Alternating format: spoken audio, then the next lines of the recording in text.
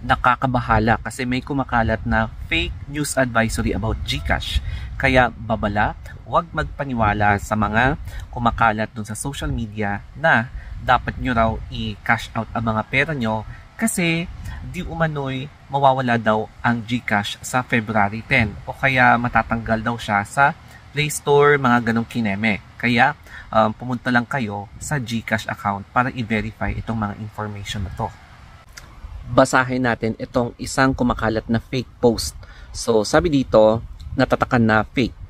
Do spread this. If ever na may nakita kayong post about negative sa GCash, huwag kayong maniwala dahil fake news yan.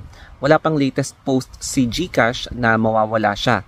As far as I know, kaya nawala sa Play Store kasi may inaayos at nakipag-ugnayan na ito sa NBI. Sa lahat ng nag-VF gamit fake ID, ititrace yan ng NBI. So good luck sa mga naka-VF na soft IDs lang ang gamit. So yan ato yung nagpapa-verify na account. Tapos, yung second na fake na advisory is that, ito, GCash announcement from co-CEO of GCash.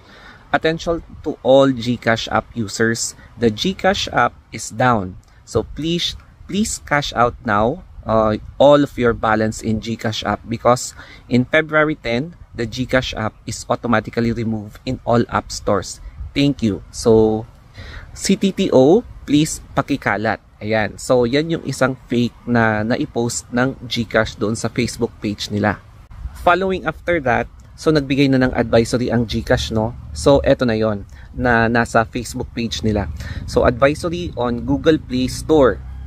GCash is updating some features of the app for Android users and is closely working with Google to make it available on Play Store again. For users who wish to download the app from the Google Play Store, kindly stay tuned for more updates.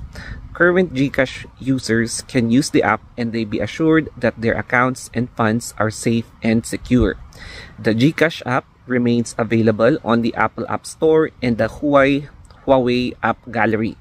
So do not download the GCash app from untrusted sources para hindi at risk yung ginagamit yung phone or computer from malware. So yan yung paalala ng GCash advisory sa Facebook profile nila.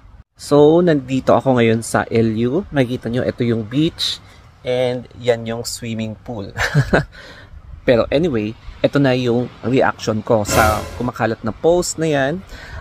I believe na dapat talaga na mapanigurado tayo. We should always search yung authenticity ng mga kumakalat na mga post, no? So, in any case na may na-receive kayong ganito, i-search nyo yung official GCash na account, yung may checkmark, yung blue check, kasi dun talaga yung legit na announcement kung may announcement sila or advisory sila para ma-verify mo kung totoo yung information na yon. Kapag wala, edi wala. So, wag nyo nang pakialaman kung ano man yung kumakalat na information. Basta mag-rely lang kayo sa GCash na application or GCash Facebook page, I should say.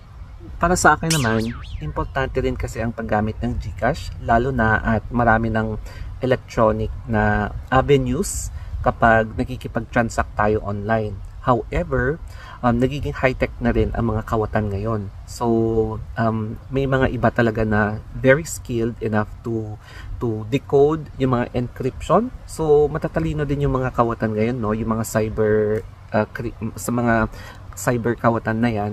Kaya doble ingat. Ang maisa-suggest ko is as much as possible, verify your account. You should activate your authentication application. So dapat may two-step pala yun. Two-step dapat before mag-access sa GCash mo, dapat merong text sa OTP o kaya may tawag o kaya may key. Alam mo yung key na yon para yung face recognition or yung thumb mark recognition, para maraming layer of security para hindi basta-basta napasukan yung account mo, lalong-lalo na kapag gumagamit ka ng GCash sa pagbayad mo sa bills mo. Ang isa pang tip dito is huwag kayong maglagay ng malalaking amount sa GCash nyo. Lagyan nyo lang kapag yung oras na magbabayad kayo. Huwag nyong patagalin. Yun yung isang tip ko para hindi agad, alam mo yon, mawala or magiging makislap sa mga cyber criminal, no? So para sa akin, for example, February 2, bayaran na ng bills such as phone bills, mga kuryente, dun ko lang niloloadan yung GCash and then babayaran ko agad. O kaya niloloadan ko agad para, alam mo yun, loadan ko yung phone ko, mga ganon. Pero kapag hindi ko naman ginagamit yung GCash ko, hindi ko siya lalagyan ng laman. So yun yung isa sa mga effective tips para sa akin. Kaya siguro, ayoko naman may mangyari sa GCash ko, no? Mga ganon. So, yun yung isa sa mga effective tips na ginagawa ko. Basta, ayokong naglalagay ng malaking pera sa GCash ko. Yun yung isa sa mga safest way para maalagaan yung GCash account mo. And yes, double check yung password mo and wag mong pinapahiram yung phone mo kahit kanino. It's okay na sabihan ka na madamot, pero wag mong ipagkatiwala yung phone mo kahit kanino, lalo na kapag lagi mong ginagamit ang GCash mo. Kasi pwedeng, regardless kung friend mo yan or hindi, baka pwede nilang pag-interesan yung GCash mo kapag kunwari makiki-text sila sa phone mo or maglalaro daw sila, tapos yun pala iba yung balak nila. Kaya ingat-ingatan nyo din yung phone nyo. Ang importante is ligtas talaga ang may alam. Basta ang sigurado dito is i-verify nyo lahat ng mga information na nakikita nyo, napapanood nyo, nababasa nyo.